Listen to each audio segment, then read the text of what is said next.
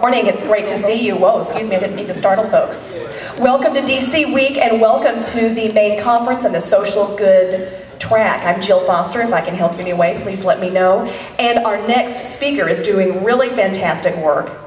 Her name is Ruha Devanasan, and she's with PeaceTones, and she is really making interesting headway in the music industry, and she's going to talk for 30 minutes with us about self-starters, disruptive entrepreneurs, and then about 30 minutes from now, we'll start another presentation with another great speaker, and please take it away, and thanks for joining us. Thanks, Jill. Hi, everyone. So I have a mic, and I was lying to you about my voice being too soft, but I like it better this way. So I work with PeaceTones, and we're a music nonprofit. We do work with musicians in developing countries, and I actually have a video that I'm going to show you that explains it better than I can. It's the video we used in our Kickstarter campaign for one of our musicians, and so I'll talk to you a little bit about using Kickstarter later, but I thought it would be a good intro, so let's see if this works.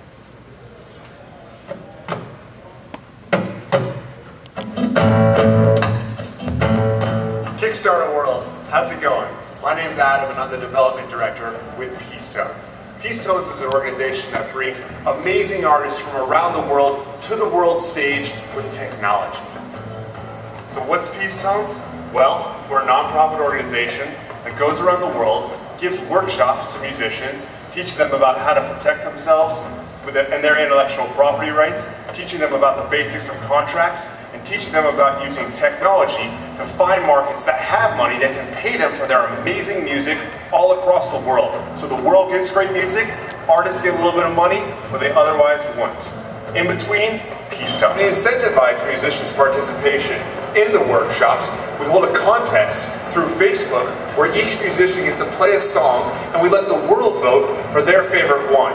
That winner gets to come to the United States and record a professional album with professional musicians and then tour around the United States and get to see what it's like to be a professional musician themselves. That winner was Juanito.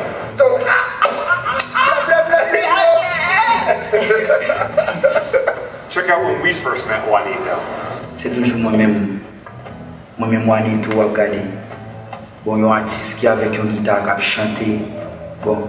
Moi inspiré de tout bagaille, chaque jour me lever m'a jouer ça avec le travail, me faire musique dans chambre moi dans carrément bien que carrément crasé, mettre comme bon l'autre petit chambre, nous travail nous fait et c'est là dans ma vie mon gauche, tout le monde joue guitare comme ça, dans bord gauche, moi joue guitare dans bord gauche comme ça, moi même gauche, je joue guitare comme ça, me chercher manier, me chercher note là, faire des mélodies avec guitare non, donc on a bord gauche, m'apprendre jusqu'à ce que m'apprenne jouer guitare. So you're probably wondering, what do they need money for? They're PeaceTones. They have all the money in the world, right?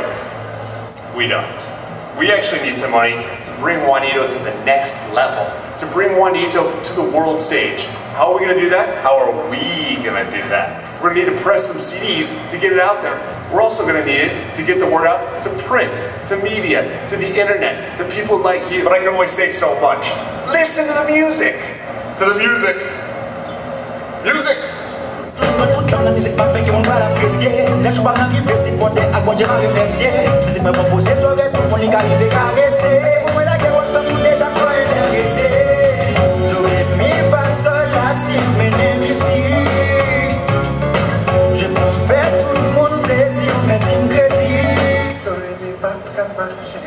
What do they get in return? Yeah. And you get a bunch of stuff. Want to know what else you can get? Look right here.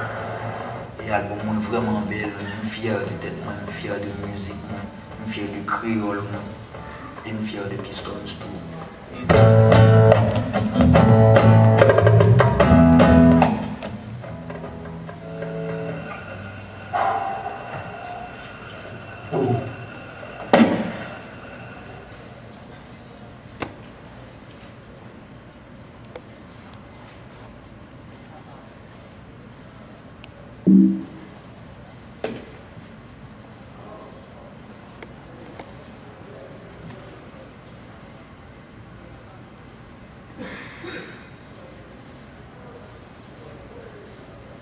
So that's basically what we do. There we go. We work with musicians in developing communities. Why do we work with musicians in those countries? Why musicians? Why developing communities?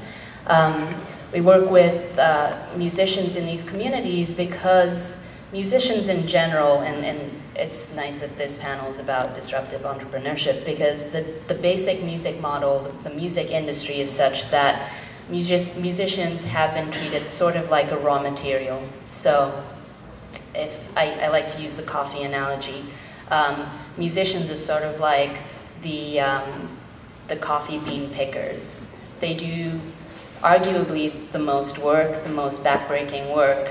In this case, all the creativity and everything that we're selling down the trade stream, so to speak, comes from them.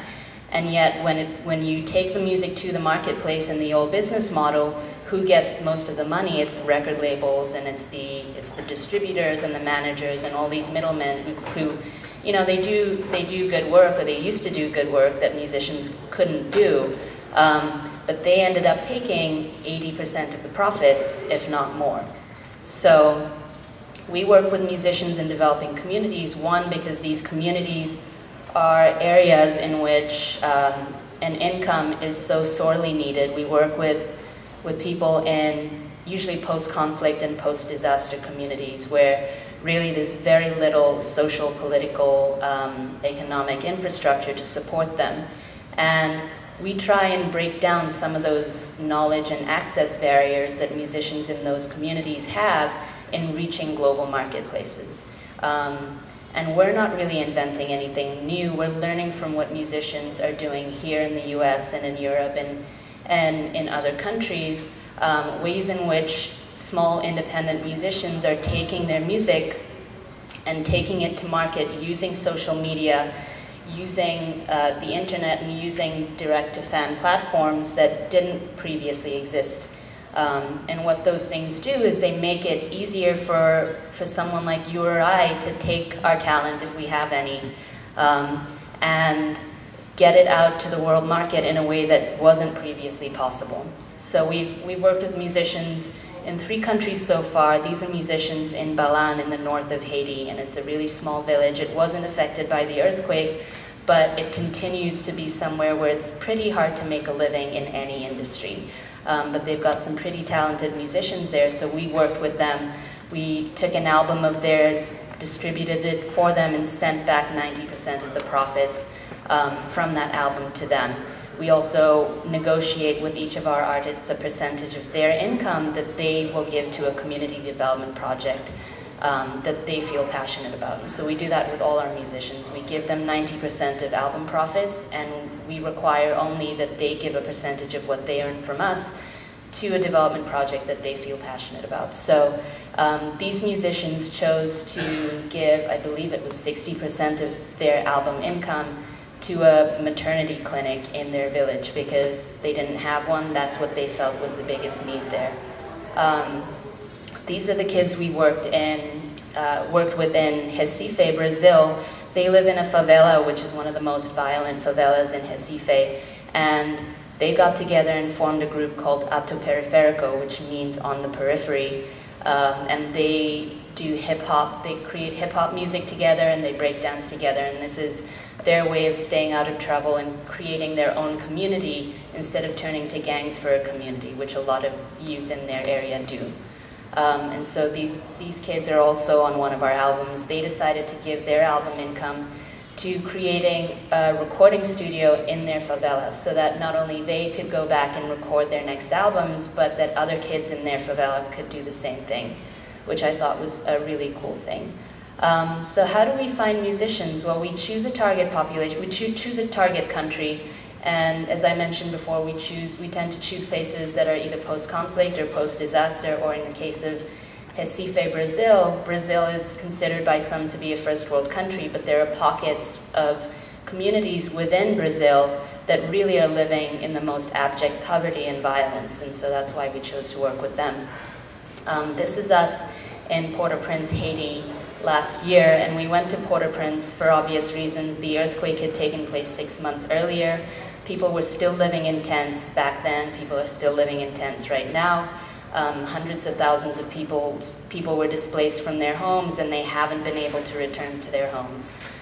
So they're still living in tents, and we thought, what better way to kind of reframe the conversation on Haiti than to work with musicians there and kind of bring a more positive image about people in Haiti. So they're not just victims, they're also musicians, they're artists, they're leaders in their community, and a lot of the musicians we worked with there definitely displayed that kind of leadership. So as Adam mentioned in the video, we run workshops with musicians. This is Julia, one of our co-workers, running a workshop in Port-au-Prince, and we teach musicians about basic things that they can do to get their music out there. So creating a Facebook fan page or a Facebook musicians page. We tell them about Facebook personal pages and the difference between musicians pages and personal pages, things like that. We also teach them basic legal issues like intellectual property. So this is actually a slide from our workshop in Port-au-Prince, and it's in French because we were running the workshop in French. And it breaks down the parts of a song that have intellectual property values. So the melody is one part, the lyrics are another, and then the sound recording is a third. And you know, these are concepts that are pretty hard to understand even if you've gone to law school. So it is a challenge just describing them to the average person and helping them understand, but it's something that we think is really, really important. After we've run the workshops, we create music videos with the musicians, and we post these music videos on Facebook. So this is something we just started doing last year, because we were trying to figure out, okay, we're teaching everyone about how to use Facebook and YouTube and all of these things, but how do we ensure that they apply what we've taught? So running a contest was the perfect way to do that. We recorded the videos for them, but then we put them up on Facebook for them, created Facebook pages for them, and then it was up to them to publicize their videos, get votes for their videos, and the people who ended up doing the best and getting the most votes tended to be people who were on Facebook the most often. And these are not people who have their own computers. They would go into computer labs, they would go to cyber cafes, and a lot of these kids that we're working with in developing countries are going to cyber cafes anyway. They're on Facebook sometimes, a lot of times they're on social media, but they're doing it for the entertainment value, not realizing that they can use these very same tools to publicize their own music. We also recorded personal narratives of all the musicians we worked with, and these were 3 to 4 minute biography videos that we also posted on Facebook for our musicians. And we found that this was a really, really great way to get inside the background and the history of the musicians we were working with, so that they're not just a face and they're not just a name, but you really get to know the person behind the music. This is one of the Facebook pages we created. We created 20 Facebook pages for 20 musicians that we worked with in Haiti. And this is the page of Juanito, who ended up winning our contest. So we started out with, the same splash page for all 20 musicians. We put up their 3 music videos, we put up their biography videos, but after that, we left it up to them to take that Facebook musicians fan page we created for them and personalize it, which Juanito, who won our contest, has by far done the best at. He actually has more Facebook fans than PeaceTones has. So I love that. The prize for the contest was that the musician who won, and they won by getting the most Facebook votes. It was simple. The general public was able to vote. We had votes from all over the world, a lot of votes from the Dominican Republic, from France, Belgium, Canada, so Francophone countries, but also a lot of votes from the US and Haiti. The prize was to come to Boston and record a studio album. So here's Juanito recording his album. And it was also to tour in Boston and New York. So Juanito did 5 performances in New York with this amazing reggae band who did all of the backing for him, both in the performances and also on the album. And he also got some great publicity, so traditional publicity in terms of radio and newspaper and blog publicity. But what I like to talk about, what's most interesting to me is the hits on Juanito's YouTube videos. So the top YouTube video you see there is one that we recorded during the contest in Haiti. So we recorded that as one of the 3 music videos that people could vote on. And you can't really see how many views it has on this slide, but it's 9,500. So he's almost at 10,000 views for that video, which is great. The interesting thing is, if you look at the video below that, that wasn't made by us and it wasn't made by Juanito. It was some random person on the internet who found images of Juanito that we had taken, so photos that we had taken of Juanito, found a bootleg version of one of Juanito's songs, put them together and made a YouTube video.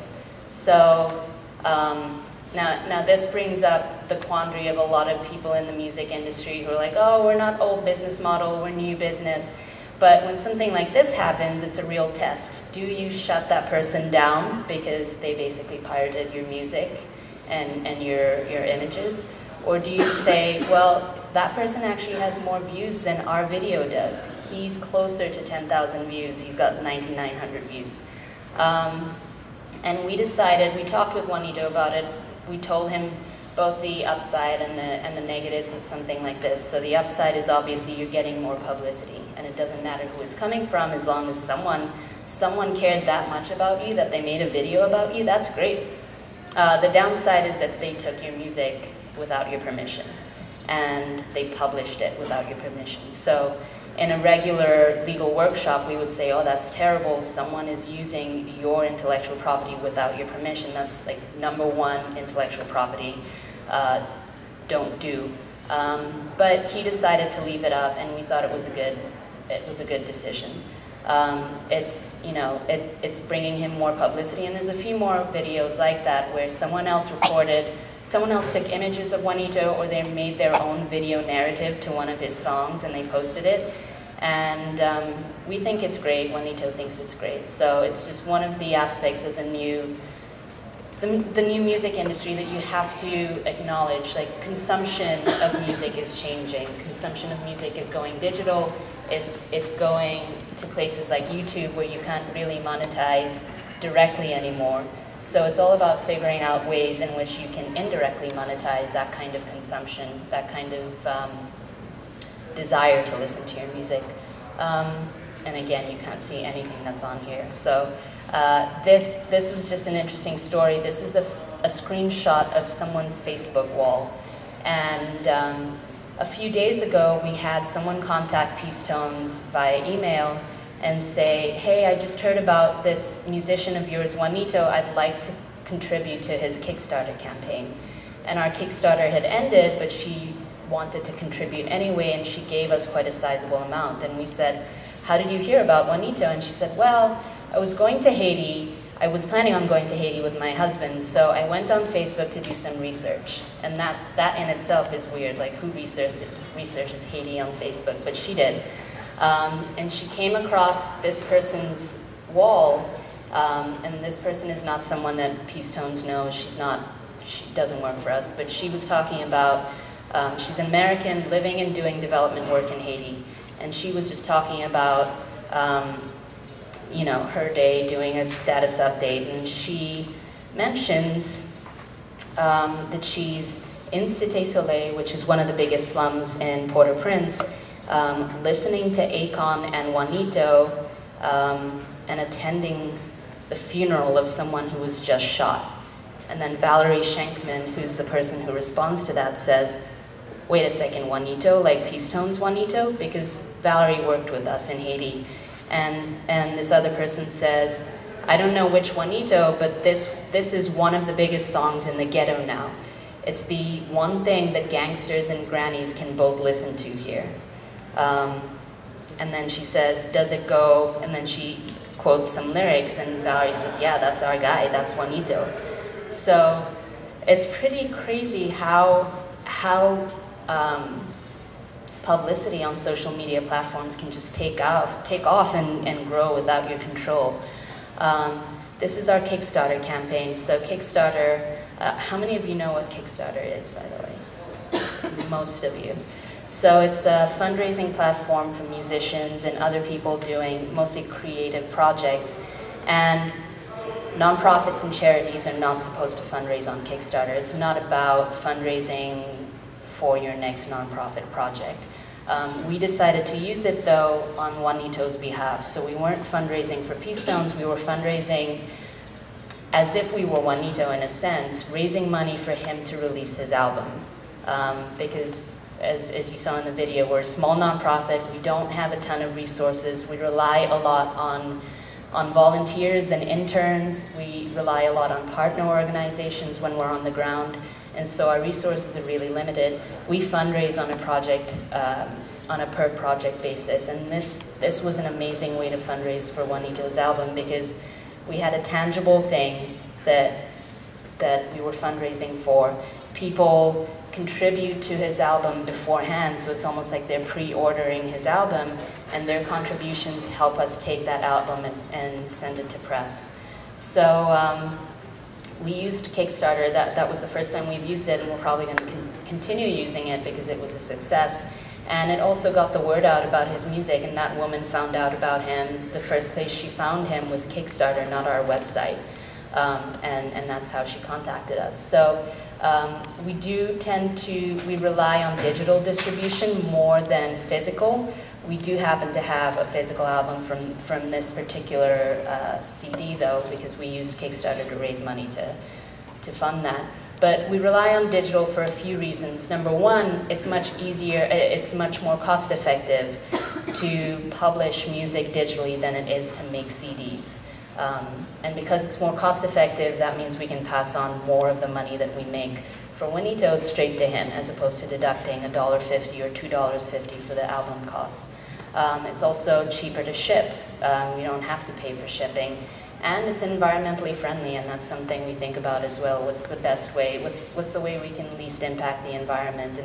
And selling music digitally has, I mean, you've got e-waste, but that's minimal compared to the amount of paper and plastic waste that you create with CDs.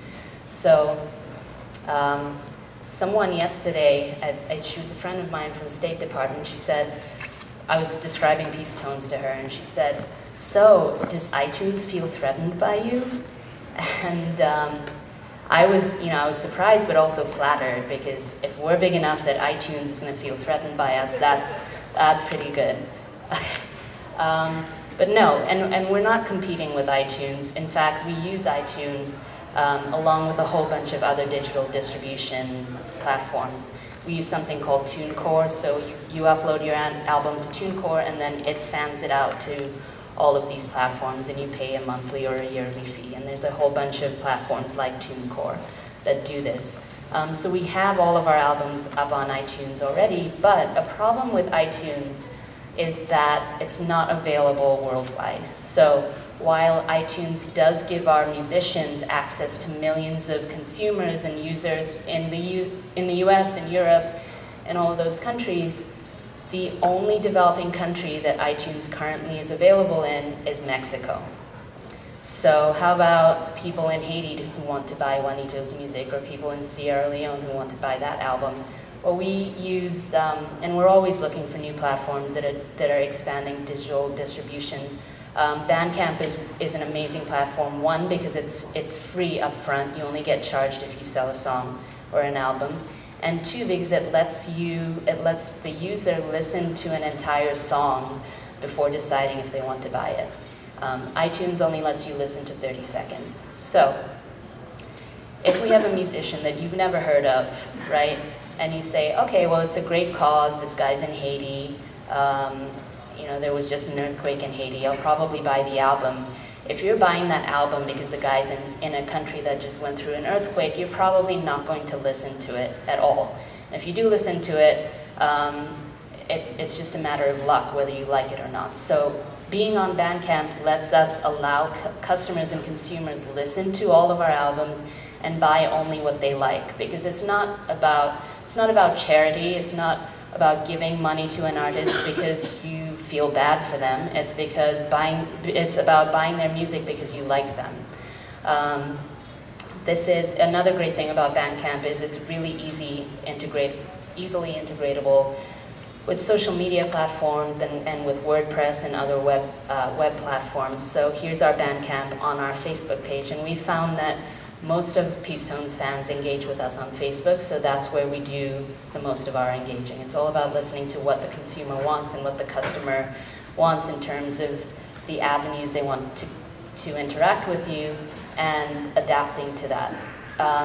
Having said that, and having said that we do mostly digital work, we do realize that the biggest thing about about music is person-to-person interaction. It's about making a connection. So the best way to make a connection is in person. That's why I'm here on stage and not watching me on a webinar.